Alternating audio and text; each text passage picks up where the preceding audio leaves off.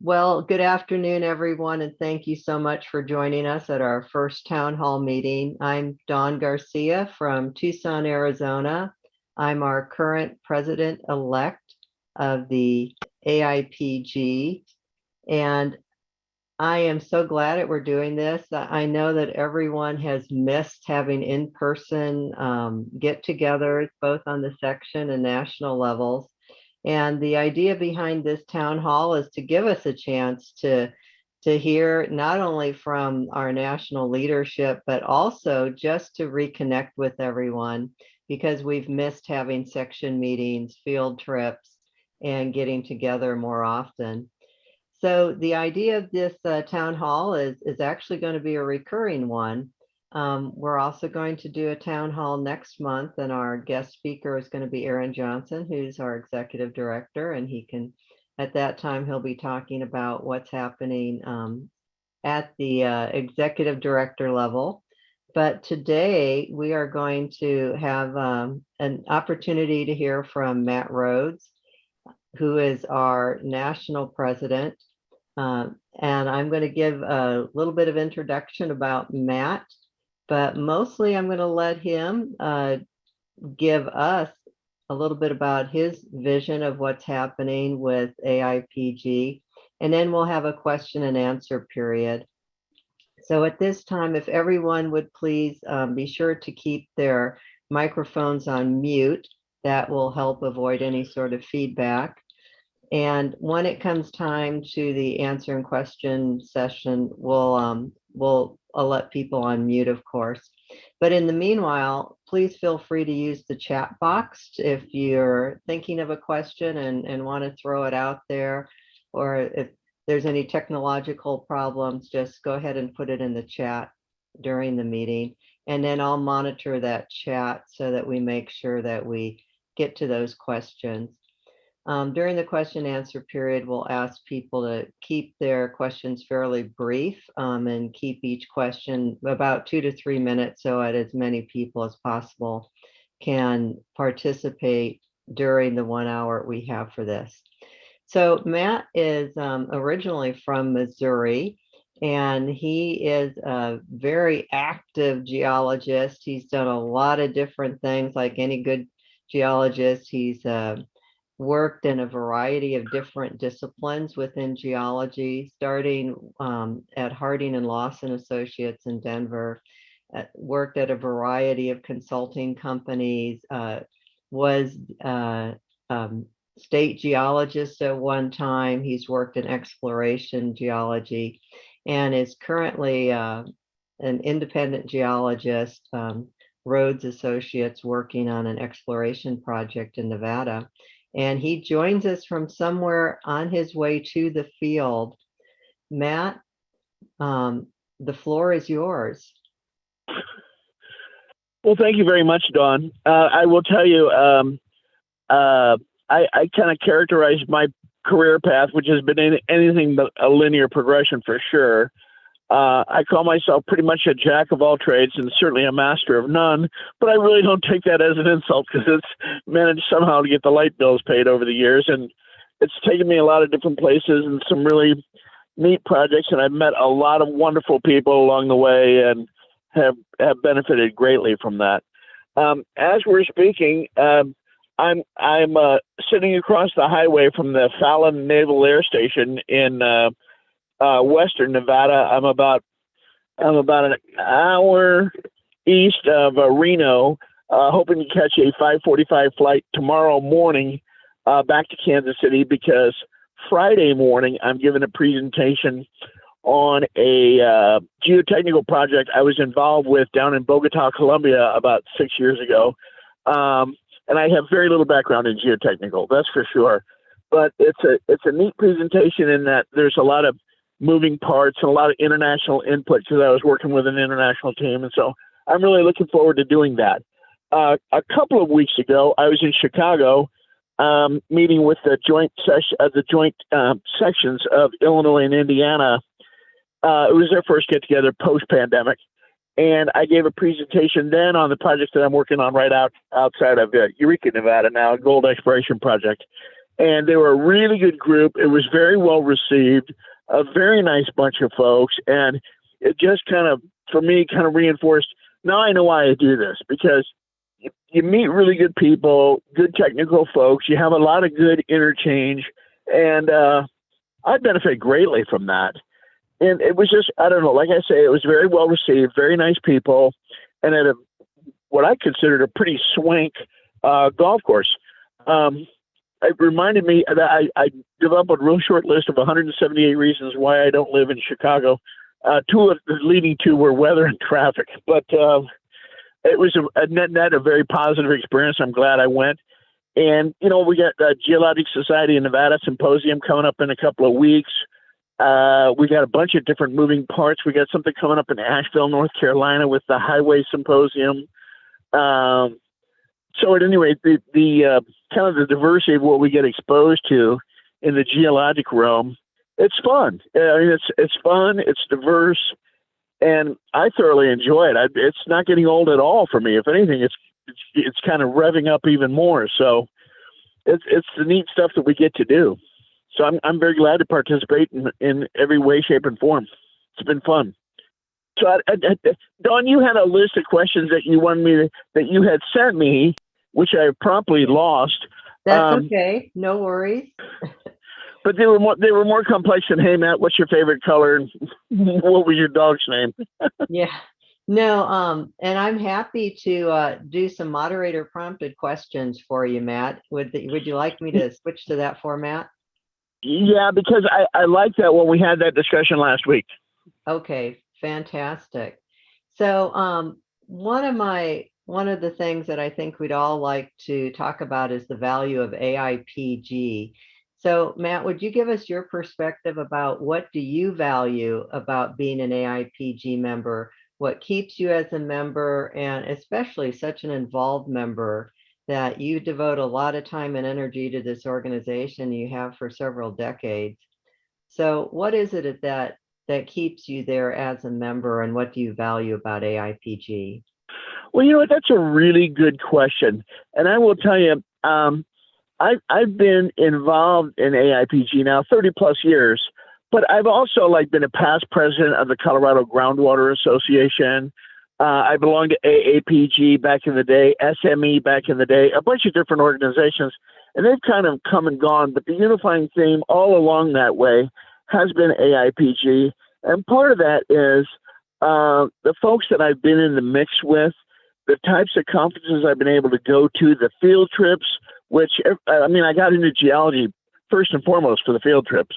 But I don't know how many different states I've been on field trips in, well over a dozen, maybe 15 or more. And the people that you're in the mix with and you really get to know, and I've told several people that, there's 38 states that register geologists, and I'll bet I know geologists in 30 to 40 states at least. I feel like I'm kind of well connected and have very net positive relationships with those folks. A lot of folks I keep in touch with, some who've since gone on and retired and aren't actually practicing anymore. But the thing that keeps me coming back, the value of it, is the value that the organization puts on professionalism, and that it puts on professional advancement, professional development. And for me, that's key. And it's actually by virtue of those relationships, even this consulting thing I have right now, I've had opportunities where somebody would pick up the phone and call me and say, hey, I've heard of, Joe Doak's XYZ mining company. They're looking for somebody just like you. And I'm like, well, I'm not free right now, but 6 months from now I might be. And a bunch of opportunities over the last 10 to 15 years have come my way by virtue of knowing people who knew people. And I'm not in the organization solely for that, but the connectivity is a real positive thing for me. And what I like is to be in a spot where I can help other people out.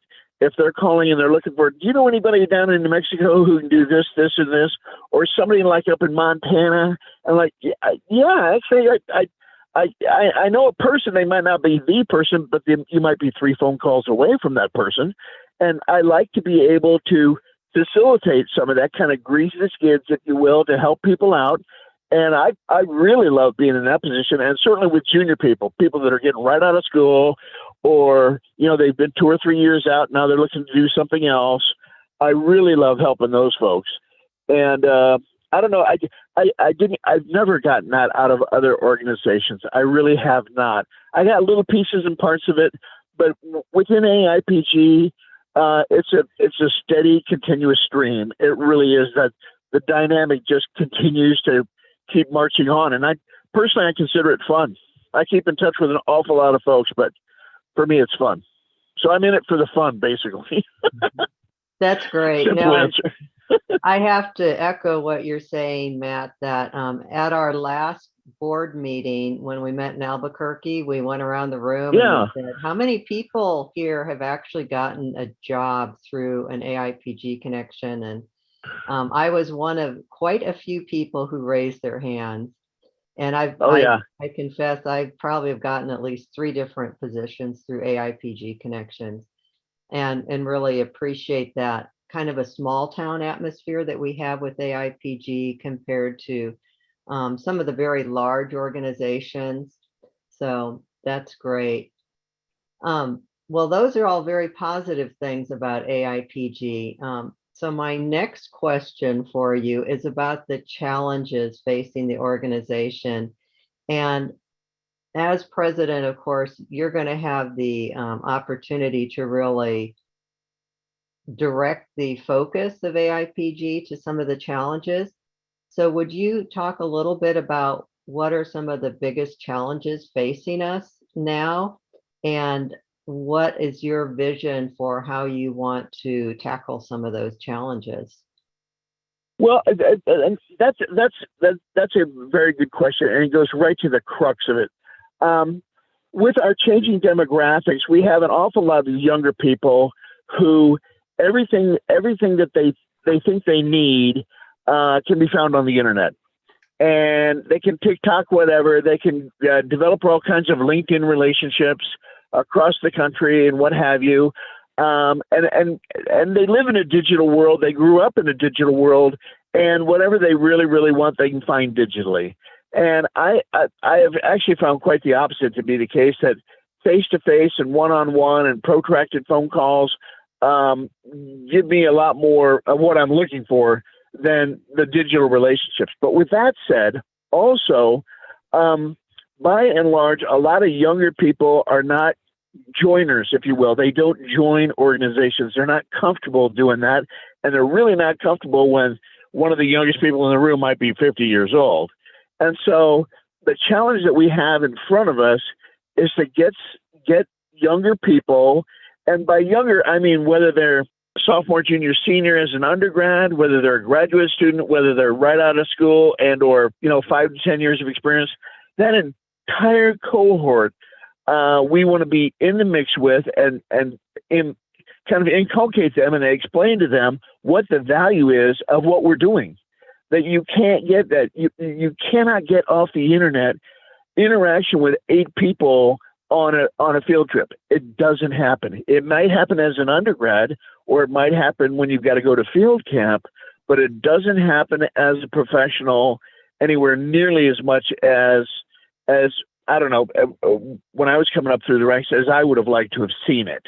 A lot of those relationships came out of project basis and project teams that I was on, but there wasn't an organization out there that could do that in terms of professional development, kind of across the org chart, professional interaction like that. And so what the problem that we have with the kind of the digital world and younger, more digitally oriented people is they don't join. And so as a result, we've got to really work hard at pumping up our membership numbers. And those are first and foremost. If we don't get the membership numbers right, and I say basically, if we all don't row, the boat won't go. And simply put, there's a hole in the boat. The boat is not sinking, but there's a hole in the boat, and we need to attend to that. And how do we do that? We need to be talking to those people in the near term, certainly within the next year, who have probably already passed the state ASBOG exam. And so they're registered in one of the 38 states that registered professional geologists. And they could actually join our organization with a short stack of paperwork, a couple of some documentation from wherever they went to school, and a signature, and bada boom, bada bing, they're in. And that's the cohort we're looking for, is honestly people with they've got a degree, either undergrad or undergraduate degree or graduate degree as well, and somewhere in the neighborhood of 5 to 10 years of experience, that they would appreciate the value of that. And I just explained this in Chicago. I said, there's no downside to adding more initials after your name. That people, it communicates to the public and to your potential client base that you're working on your career. You're paying attention to it. It's of value to you to continue that professional progression. So there's no downside to that. And to get that message out, what I have found is it's not a hard sell. The folks I told in Chicago, we're not selling timeshares here. We're not selling aluminum siding. I'm not trying to get you to buy a 76 Buick. It's not like that. It's something I really do believe in. I participate in willingly, and on a regular basis, I see the value, and a lot of other folks would as well. I've talked to 3 geologists in the last 6 months, and every one of them said, I barely had to broach the subject. They went, oh, yeah, I need to do that. Yeah. And they agreed right away before there was not even a hard sell, even an attempt to sell. Oh, yeah, I need to do that. So I don't know, but membership, everything goes through the prism of membership. We need to grow our head count. And by growing our head count, then we have more opportunities to do more things for our membership, more diverse things for our membership, and really to improve on our value proposition of what we can provide our members in terms of diversity, learning opportunities, travel opportunities, and it goes on and on and on. So I definitely hear you that you're saying that membership, additional members are needed, because I think that leak in the boat that you're referring to is the loss of members over time. Yep. Specifically, what are some of the action items that you're doing or you have planned in order to get those new members into AIPG, or to retain those that are leaking out of the bottom of the boat? Well, I'm very glad you asked. Wendy brought this up just within the last couple of weeks. We really ought to do a membership drive. And I was like, a membership drive? What does that look like? I mean, I've been around for a long time, and I don't remember somebody saying, hey, Matt, would you participate in this membership drive, et cetera, et cetera. And maybe that's just my own faulty memory. Something that's, as she explained, it's actually a fairly straightforward process. And I'm going to put the onus on our advisory group for implementation, and kind of approach the whole thing from the proposition that we divide, then we conquer. Going back to the 38 states that register geologists, we went to find geologists that are actually registered in each one of those states, who are also AIPG members, who can also access that database in some way, shape, or form. And I'm not talking, hijinks or chicanery or anything else. Do it on the up and up, everything above board, and do an outreach to those people who are already registered in states. We have the list. Let's go find those people. And so we would take our advisory group and ask each one of our advisors, find 3 people and assign one state to each one of those people, see if they can put together a list. And so out of that, maybe we have a dozen states that we start with. And those are the states that register geologists, that subscribe to the whole ASBOG dynamic. And we start sending letters out to those folks. And I asked Wendy, has this worked in the past? And she went, actually, yeah, it has. As long as there's a concerted effort and they know you're all about getting that done and really welcoming those people in. We don't even know them. They might not know us, but we want to get over that hump and at least engender a phone call. Maybe they follow up on that in some way, shape, or form. But even you and I, Dawn, had talked a couple of weeks ago, send it out on the official letterhead. send it out with the logo at the top, all the names down the left-hand margin, formal letter that, we recognize you as an accomplished professional who would benefit well from being a member of our organization. Would you please join? And I mean, the letterhead itself looks really, really good, and I don't care whose signature is on it, but that's just the first step, I think, to trying to pump up the membership. Another approach that we can take is, and they've done this before, I've seen this done elsewhere, is where you work out some type of reward program. We used to do this when we were trying to staff up out in the real world with trying to find new project geologists, entry-level geologists, senior geologists, what have you, program called It Takes One to Know One. And that is, go find somebody that you know who's working for the competition. They're not happy or they're not whatever. Go talk to them and see if we can hire them. If we hire them, then you get $1,000. Or they stay 6 months, you get $2,000, what have you. No, we're not going to do that to any of our members. Nobody's going to get a cash reward, but maybe we give them a free annual membership. Maybe we give them discounted fees to the next annual conference. We do whatever to reward them for that kind of behavior. And I'm not asking people to be glad-handing salespeople, but do be the extrovert to reach out to people who are not members and say, hey, I think you might be interested in this. It's an honest proposition. There's value behind it. And so those are two approaches right off the bat. But the advisory board is what I'm going to lean on really here within the next 30 days. Okay. So membership is definitely a challenge for the organization. Is there any other challenge that you want to bring up during this call? No, really, that's it. I think geosciences have always lagged all the other STEM sciences in terms of diversity. What we do with the people who join our organization, who joins our organization, and we need to diversify to the fullest extent that we can. I just don't know how we reach out to the youngest of the young people. In terms of interacting with students and young people, the onus is really on our sections because they do that so much better than we would at national. But we can take advantage of some of that at conferences and the interactions that we get there. And I'll use the example of Ron Wallace down in Georgia. Holy smokes. I mean, that guy, what did he do? Talk to every geology student in the state? I think he did at one time or another, but extremely successful growing that cohort. And so we need to engender that in other sections around the country. But if we don't get our membership right and we don't get our membership growing, I'll tell you that the head count, David Abbott and I both worked this number up about a year ago. It was 176 new members a year to tread water, 176. I'd like to see 225, 250 would be much better. I think Wendy said last week there were 16 or 18 in the mill right now, or maybe it had been pumped up to the low 20s. But we'd really like to see those numbers grow.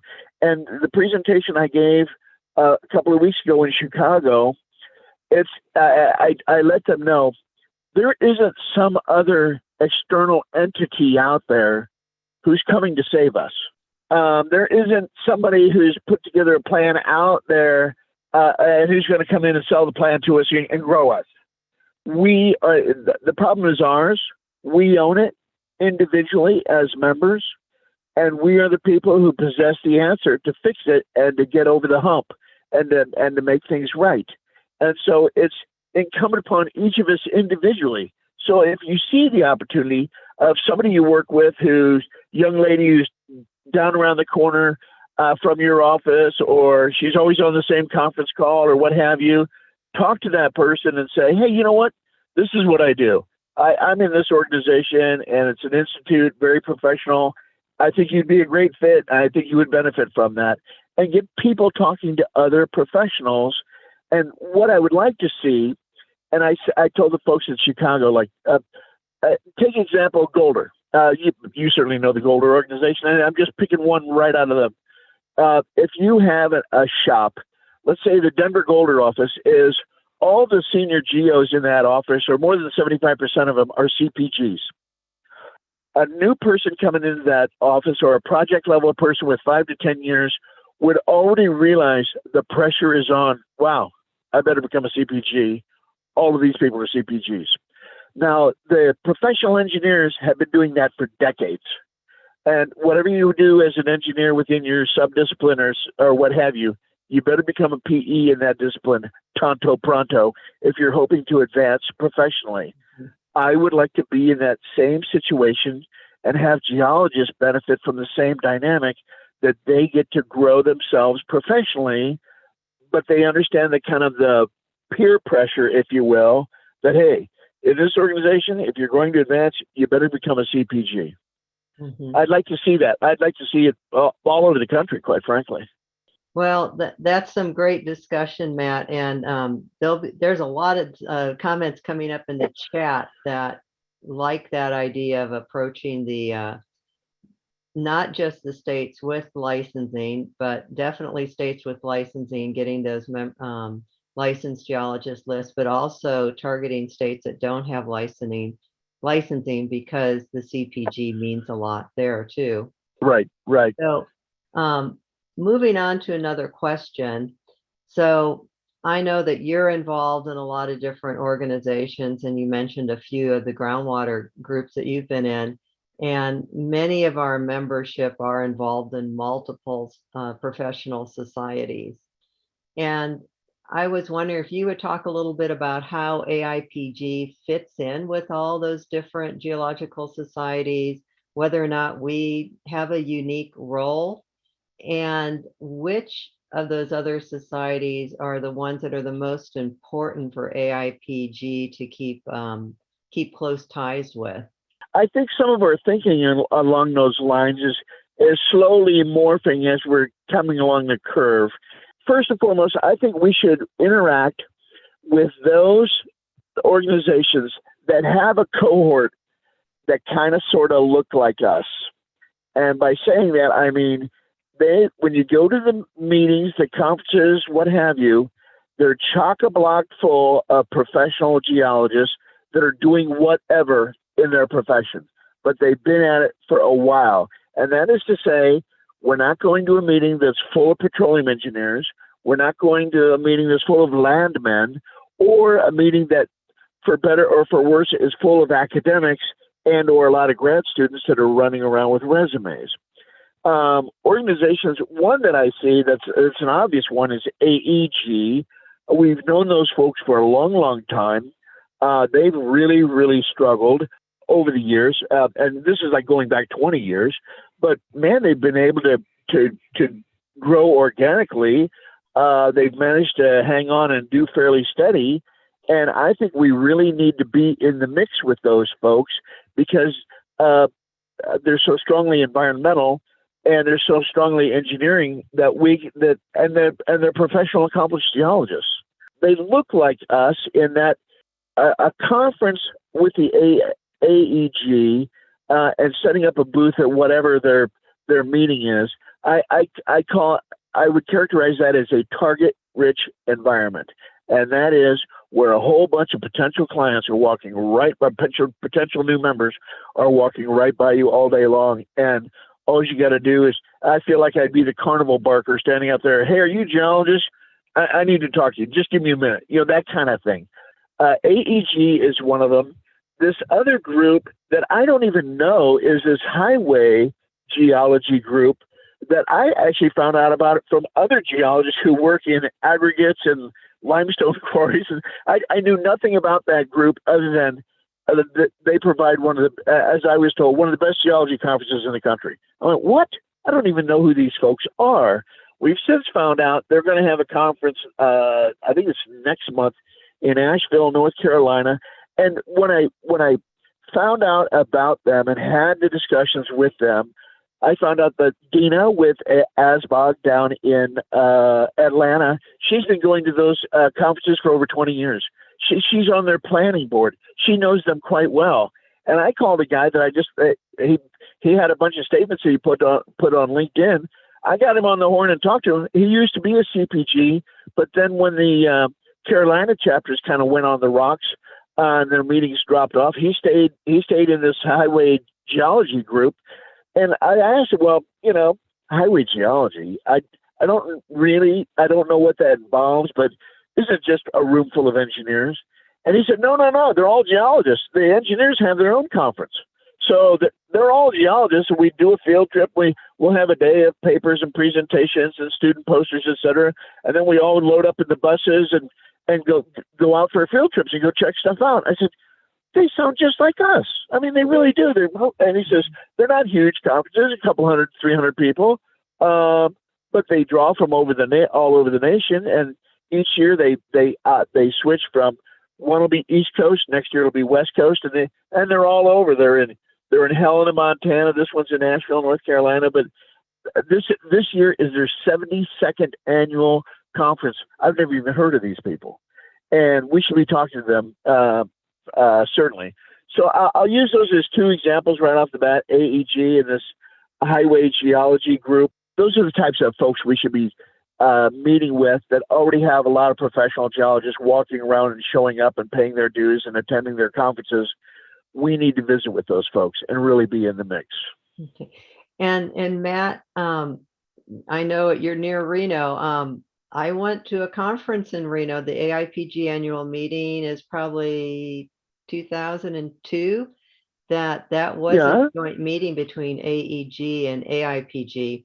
So you've talked a lot about conferences. Are you thinking of doing more collaborative conferences like what we did with AEG in Reno? Well, you know what? I certainly wouldn't turn up my nose at an opportunity like that. If the possibility presents itself, sure. So the short answer is yes. Of course, I would entertain that possibility. I think we should, as a group, see where the value is in it, see where the trade-offs are, what the upside is for us, what the downside is, and entertain those possibilities. Absolutely. Yep. Yeah. Sure, we should. Yeah, and this might be a question more for Aaron than you, but I'm just wondering, how many MOUs do we have with sister organizations, I'll call them, other professional organizations where we provide a booth at our conference or we receive a booth at their reciprocal conference? I can answer that to some degree, Don. We have historically had some traditional MOUs with folks like the Colorado Oil and Gas Association. I'm drawing a blank on the other. The meeting is in Grand Junction this year. It's like the Western Oil and Gas Producers. Mm-hmm. We haven't got a lot of actual firm MOUs. It's always been a booth trade. So we'll trade for a booth and provide some advertisement for that conference. We get to be on the ground and they get to reach out to our members. Our formal MOUs have been more along the lines of mutual recognition to try to raise the value of your CPG and to make it something that you can utilize in another arena. So we just completed one with the Institute of Geologists of Ireland. We've got one with the European Federation of Geologists. We have one with the Geological Society of London. And we have informal MOUs that I'm working to try to turn into a more formal and structured understanding with both the Australian Institute of Geologists and the South African Institute of Mining and Metallurgy. And we're already recognized by them for purposes of recognition as qualified persons, but what I'm really trying to do is to make that a bit more formal and to make it easier if someone would like to be certified through those organizations as well. So the long-winded answer that I just gave you is more formal booth trade for advertising than an MOU that allows us to do reciprocal trades. Although certainly we can pursue those in a more formal manner, and AEG would be an ideal first group to reach out to, I think, because I think they could also benefit from a representation at our annual meeting. It's wonderful to hear about the comity agreements, and then also that it's a great idea to think about these booth-to-booth opportunities. Thanks for jumping in there, Aaron. Appreciate it. I'm going to ask you just a couple more questions, Matt, and then we'll open up the floor to others to either give comments or ask questions. What are some of your favorite memories about being an AIPG member? I was a member for a long time, and I mean 4 or 5 years before I went to any function. literally. I just get the magazine, like, yeah, CPG after my name, but I didn't go to anything. And then there was a presentation in downtown Denver, and I knew the guy that was giving the presentation, Steve Camella. He's a real well-known oil and gas guy over on the Western Slope. And I wanted to see his presentation on the Peons Basin because he's a top-notch geologist. So I went to the meeting. This is the first time I met David Abbott, Dave Rhoades, Tom Cavanaugh, a bunch of those people. And they just said, so you a new member? I went, no, actually, I've belonged for 5 years. They're like, how come we don't know you? Well, I never go to anything. Why is that? And I said, well, it's always downtown at the University Club and yada, yada. It's kind of stuffy and the lunches are $30 a pop and et cetera. And they were like, well, actually, we're doing this field trip up to the Caribou Mine up outside of Netherlands in a couple of weeks. And we'd like you to go along with it. I thought, well, I never turned down the opportunity to go underground. And so right off the bat, these guys were, hey, why don't you get in the mix with us? We've got this thing coming up, and I think you'd have fun doing it. And right off the bat, so then I started becoming a regular attendee for a bunch of things. And then they put me in the box of, okay, a couple of years later, why don't you line up all the presentations for the next year? I got to talk to a boatload of people from all up and down the Front Range of, will you come and give us a presentation? Will you do this, and this? And it was fun. And our attendance, at least our lunch attendance numbers, went way up. We had some really good speakers. It was fun. In fact, we had the governor of the state, John Hickenlooper, who actually happens to be a former geologist. Now he's a senator. He showed up for one of the lunches. So it was kind of fun, and to be in the mix with that crowd. And the Colorado folks, that they have a very strong group. And I use that as an example. That's a state that doesn't register geologists. And it sounds kind of counterintuitive how strong the geologic footprint is in that state. But it's been real fun kind of coming along the curve. And so just showing up at something where I'd already been a member for 5 years and nobody in the room knew me. I didn't know any of them. It was kind of fun how it just kind of sprang quite quickly into a very healthy dynamic. And that's really nice to know people were friendly and inclusive to you. So. Oh yeah. Yeah, that's wonderful. Okay, so let's move on to the question and answer portion of this meeting. And folks, if there's anyone who would like to ask a question, feel free to either raise your hand or turn on your camera and take your microphone off of mute and speak up. I'll jump in. David Abbott, for those of you who aren't on the cameras, one of the things that has always been, for at least for the last 20, 25 years, the TPG is an amazing magazine in terms of breadth of coverage of what's going on in the industry. Good articles, some fun stuff. Bob Font's questions on geology that you may or may not remember, like fossils and engineering, but what the heck. So that is a value we all have. I would personally like to see it to go back to a bi-monthly from quarterly. But that's going to take articles and so on. And the other thing, of course, being a longtime columnist on ethics, I would like other people to start contributing because I'm not going to be around forever. And if you like the column, start contributing to it. I put a little thing in the end of the column and the current issue, and it'll be in the next one as well. So for the moment, that's my 2 bits. Dave, you have a kind of a unique background compared to most people since you've actually worked for the SEC. Is there one of those geologists who currently work for SEC that we could help you recruit? Unfortunately not.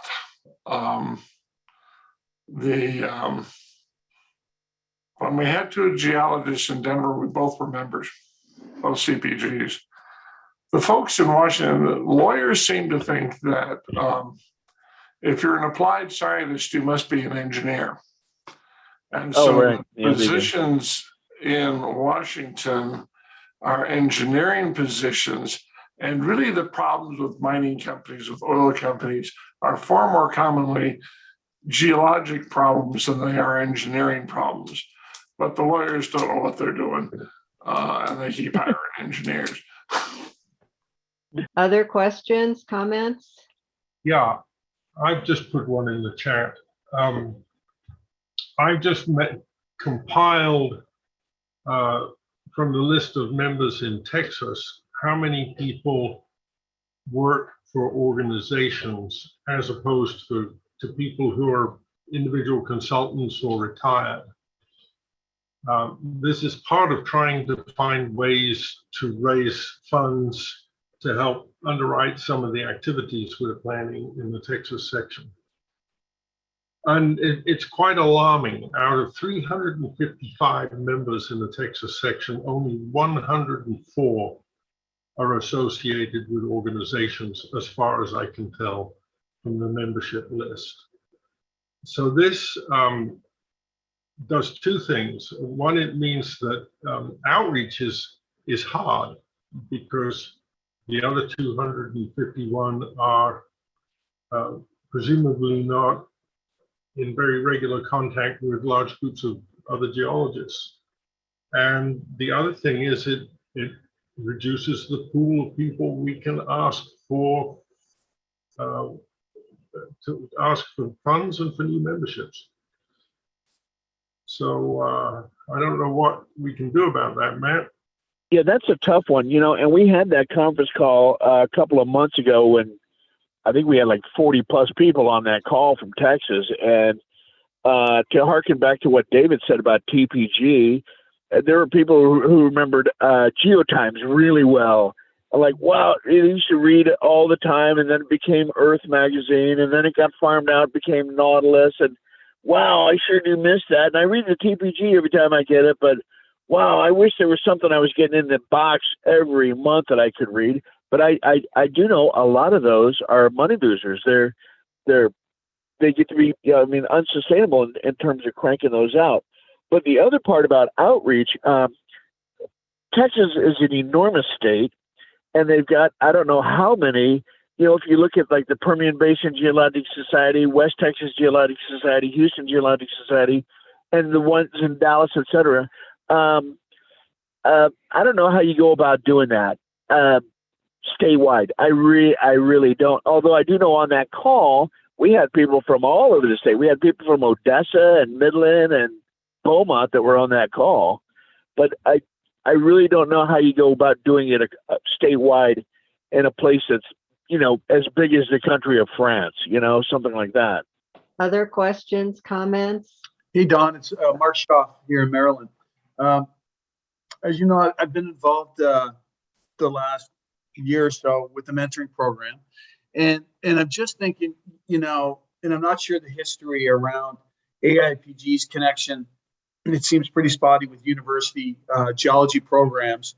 And I was wondering if that's not going to solve necessarily the problem this year, next year, the year after, but rebuilding the foundation has got to be a part of our future in terms of growing again Aipg. So I was wondering if anyone can share a little bit about what Aipg has done in terms of that. And some of the people that I've interviewed as part of my job just recently and asked them about their membership or have a chapter, it's kind of hit or miss. So some people I know have, and student chapters of Aipg and other students in other universities, unfortunately, in this one case, never heard of Aipg. Of course, they steer them to it and tell them to become either a student member or ask them to join as a young career professional. But I just see that it's just a really big need for that, not near term, but the medium and longer term growth of our organization. So I just throw that out there and wanted to see if we have ideas around, if we can connect through the mentoring program, or not even through the mentoring program, but more student and young professional benefits and connections, then obviously that develops the leadership for a decade or a decade and a half later as they become more seasoned professionals. So I'll leave it at that and just sort of see what kind of comments we hear about that kind of level of recruitment at the university level. Matt, I know. Well, I can't. Yeah, I can speak to some of that, and I will say I'll give you one example that I was really surprised at the turnout that they had on it, and that's Jim Jacobs and Steve Baker out in Northern California have a long-standing, long-term relationship with the geology department at UC Davis, and we put together a Zoom call. I want to say it was about a year and a half ago. They had over 60 people join in on that thing, and they were all over the country. I don't know, we had people from Michigan, and they were all students, and most of them wanted, like, how do I get a job? That's by and large the biggest part of it is, how do I get a job? You know anybody who's hiring, et cetera, or I just graduated, or I'm going to graduate in 6 weeks, that kind of thing. But they've been doing it year over year over year, and they keep in touch with the geologists, the professors there, and the turnout's always big. Normally once a year they show up and have pizza and do something there on campus, but they've been real successful, and they've got a fairly strong following there. A lot of it is their individual efforts in getting students involved. Oh, it has been with those two, that's for sure. Yeah, it really has. They're very involved with that group. Aipg with it's hard to kind of hold and schedule and execute meetings, for every geology department at the universities, colleges across the country. But is there a way to at least inform the heads of those earth science, geoscience, geology departments of the mentoring program and the benefits of the mentoring program and everything else that Aipg can offer for people at that stage and finishing their degree and becoming professional geologists? I mean, I think that if we can connect with them there, obviously they would likely or more likely stay on as members in that early career professional status, and then become CPGs, and then hopefully some of them become involved with Aipg and again, our future leadership. Yeah, there are actually a lot of things that Aipg does both on section levels and on the national level to recruit student members. But in order to be fair to other people, we should go on to the next question. But mentoring and student activities could be a subject of a whole town hall. Sure. So I will make a little note to do that. Brent Smith, you've had your hand up for a while. Yeah, I'm here. I'm trying to start my video there. Hey, how you doing? Good to see you. I just wanted to chime in. There's a lot of great stuff being said here. And, obviously the mentor program, what Mark was saying, is really important. And a lot of this all ties together.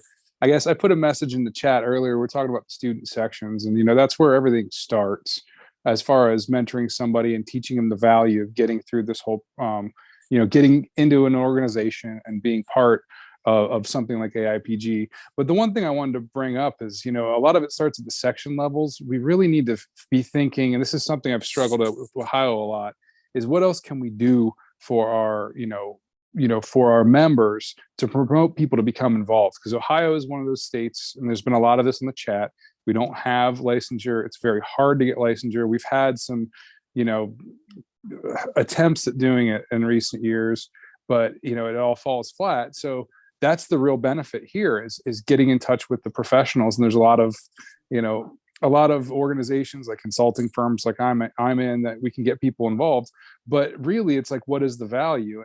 And that's something on the advisory board. I want to take Matt's words to heart and prompt the rest of the advisory board to look into this, not just from a membership of students, but also membership of other professionals. Like, who else can we get out there and how can we connect with them?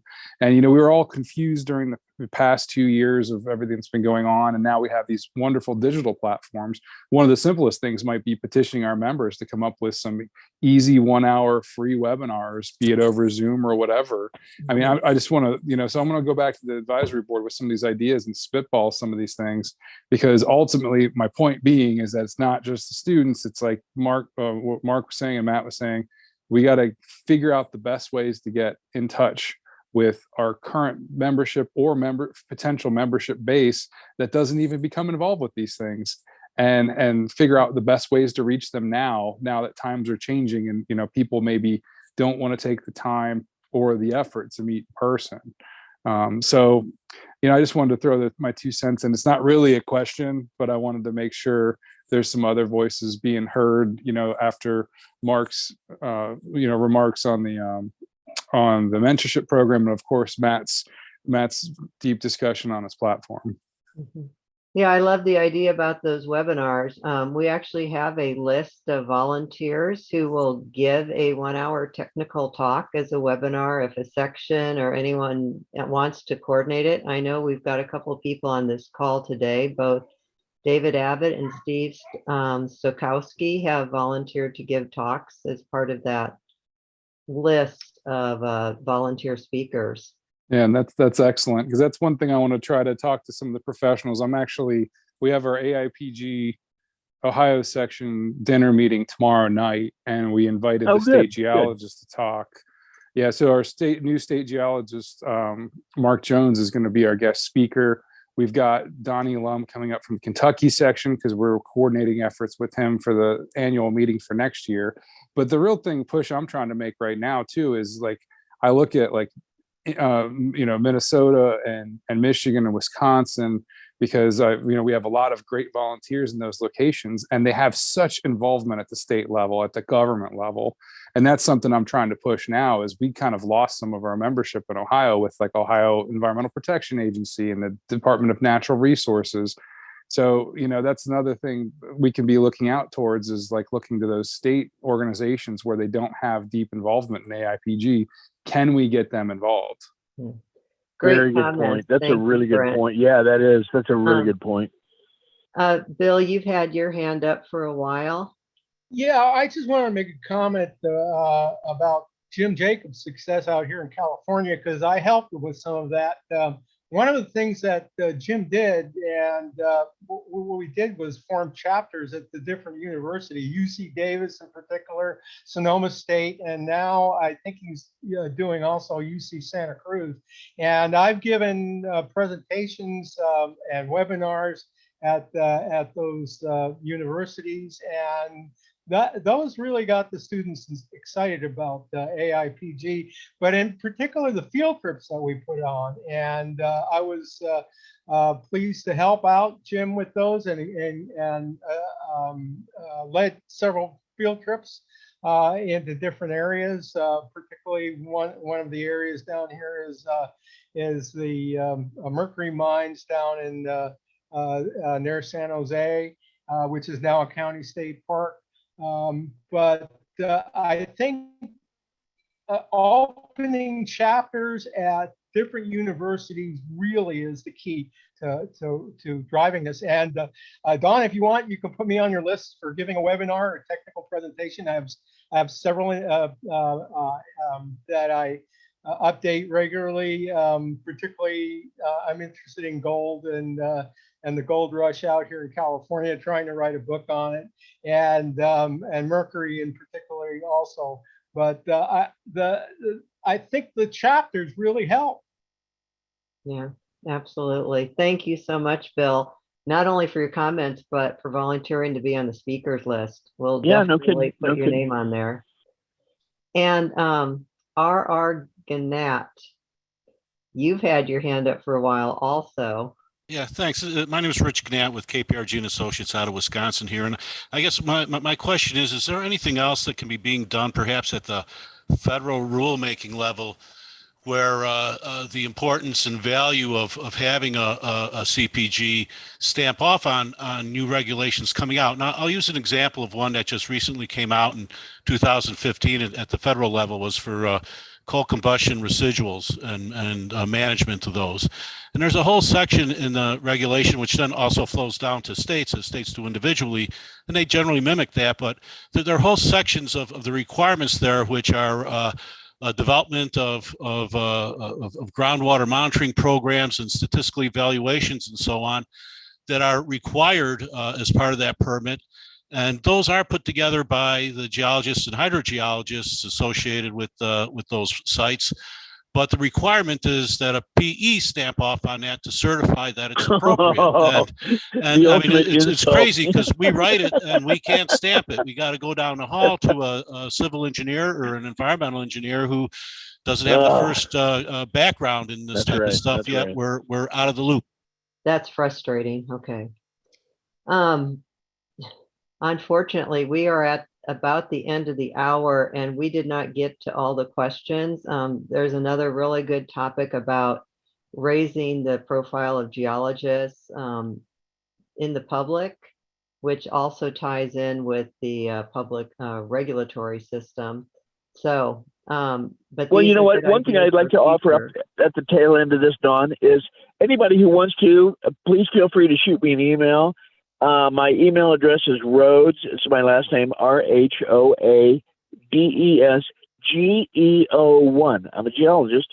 Rhoades, GEO1 @gmail.com. Please shoot me an email, and I'd love to interact and see what other kind of initiatives, productive things we could develop. Great. Well, Matt, thank you so much for giving us your hour today and sharing some of your thoughts about Aipg and the profession of geology. It's much appreciated. No, thank you all for showing up. And Dawn, this was a great idea. I'm glad you acted on it.